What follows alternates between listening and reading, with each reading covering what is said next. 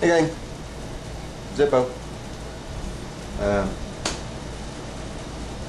I had a little problem with this engine and it stumped me for quite a while. It's sitting in the 3416H. This is the waste pump motor from the Florida Fire Department. You guys have seen it in a couple other videos of mine. And the problem that I had me stumped and stymied. When I got the tractor back from my buddy Chris, it hadn't been run for a while. When the engine stopped, it stopped and left the exhaust valve open. I've talked before about the exhaust valves getting stuck. What I did not do is practice what I preach. What I do with a stuck valve is I take off the breather cover so I can gain access to the tappets and the valve retainer springs and clips. I take the pressure off the exhaust valve and I gingerly work the exhaust valve down and get it loosened up and freed up to where it'll operate properly. Typically they'll rotate on their own as they're running. That helps keep everything a-okay. I didn't do that with this engine. When I popped the head off, I put my finger on the exhaust valve and it popped down. I mean, just literally, just that easy. I touched it and down it went. So I thought, well, great. Threw the head back on, tightened everything back down, buttoned everything back up. All's well with the world. Started the engine, ran great on idle, ramped it up, ran great, ramped up. So I thought, all right, I'm gonna go for a ride, and I took it out the garage, out the shop door, and went about 40 feet down my driveway, and it lost power, sputtered out, and died. I thought, well, let me check the gas. I got gas, okay. Well, maybe I just had the carburetor adjusted wrong, so I shut the throttle back down, hit the start button, and fired right back up. I mean, instantly, just fired right back up. Idle just pretty as you please. Okay, well, let's ramp it up and get some idling, or get some adjusting done here. I did that. Went about 20 more feet. Boom, did it again. I don't know what the heck. Well, okay, I started it again, just let it sit at idle. Let it sit at idle for 3 or 4 minutes, just kept running, purring along just fine. And as soon as I ramped it up, about 15 seconds later, bleh, down it went. So it had me stymied. Brought it back in the shop, took the carb off, replaced it with a known good carburetor. Started it up, sounded good. Ramped it up, it ramped up. I didn't leave it ramped up, I just ramped it up. Brought it back down to idle. Let it sit there in idle, opened up the shop door, rode it out. Went about 15 feet down the driveway with it at about half throttle. Died out again. And this continued. So I thought, all right, I'm going to put it up and I'm going to think on it for a while. So it's been a while. Yesterday I came out after talking to a buddy of mine, Wayne Grinchy. Those of you who've been following my videos know Mr. Grinchy.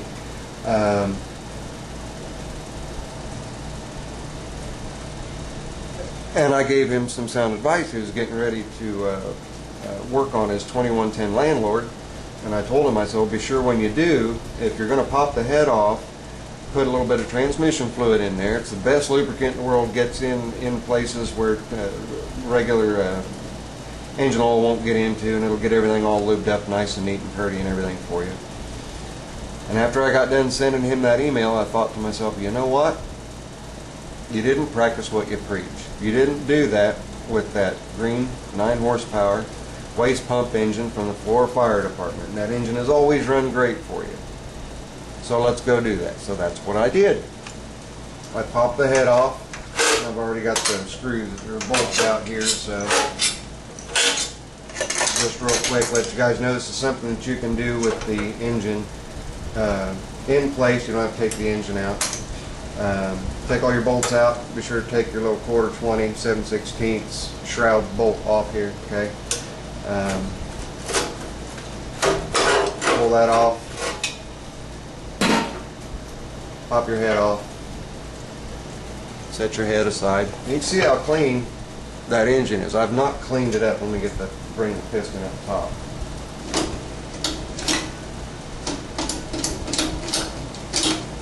Look how clean. I mean, that's fuel on the top of that, by the way. But this engine is eons old. It has seen very, very, very little use. So as soon as I touched that exhaust valve and it dropped down, I thought, well, everything's great. Well, yesterday I did this, and I got my flashlight and I got in there and I got to looking, and when I looked in there, I looked at the exhaust valve, which is back up in there. You guys, you know, if you pull your head off and do what I'm doing, to be able to see it just fine. When I did that, I noticed that the soot from the spent gas was not all the way around the exhaust valve. The exhaust valve was not rotating as it should have been rotating. So I didn't want to have to pull the carburetor and the intake arm and all the linkage and everything off, and then pull my breather cover off, take my tool and compress everything, get the keepers out, take the pressure off the valve, and do all that stuff to it. I wanted to see if it could be taken care of without having to go through all that. So I just got my little can of LMT PB Blaster lawnmower tune-up in a can, which its primary ingredient is transmission fluid, by the way. It's an awesome engine, overall engine conditioner. You can put it in the gas, put it in the oil, not much, but a little bit in the oil. Or when you have the head off and stuff like this, you can spray everything down with it. For an engine that's been sitting idle, I highly recommend pulling the spark plug out if you know it's going to sit for a while. Spray liberally in there. Rotate the engine a couple times by hand to get a good coating of transmission fluid on everything. And 9 times out of 10, almost 10 times out of 10, I'd say 95, 97, 98% of the time, your engine's going to come back out of storage ready to go. So anyway, I took my LMT and got in there and sprayed the valve guide and rotated the engine over with just like this with the battery. And I noticed the exhaust valve still wasn't turning. So I rotated the engine just to where I could have the exhaust valve up, and I commenced to working along with some LMT, working. I even took and I pried up on the exhaust valve to get it off the tappet, so I can get a little bit of oil into the tappet, in between the tappet and the exhaust valve, and started taking care, and then it finally started rotating on its own. So it can be done without taking the pressure off the valve spring. You can do it just like I explained. Shoot a little bit of transmission fluid in there. You guys will see. I'll go ahead and try to get the camera down there so that sorry about that. I've got it on the tripod and I need to be able to see what we're doing here, so hang on just a minute. And of course my tool cart's in the way. Alright, I'm usually a little more prepared than this. This is fairly prepared. This is better than my Chocomatic video. Okay, now let's get some good light in there.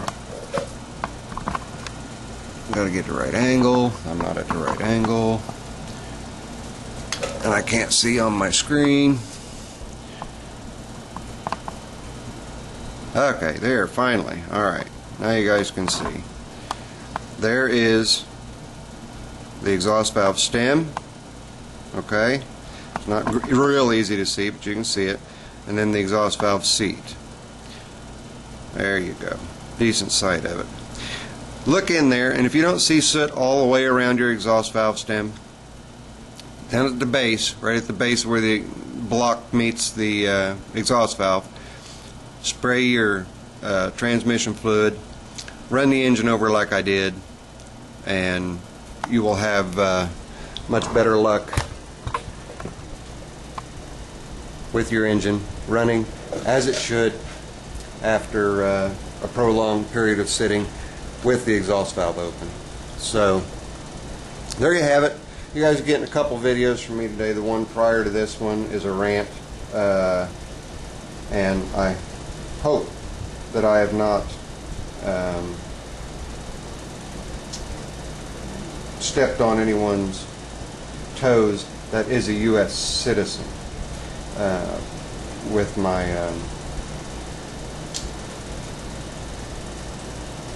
rant. But if I have, I apologize. Not for having stepped on your toes, but for your unwillingness to see what this nation was born off of, what its values are, and how proud Americans, in my opinion, should feel and should be and should act. So, anyway, that's it. This is Zippo. Later. I'm out.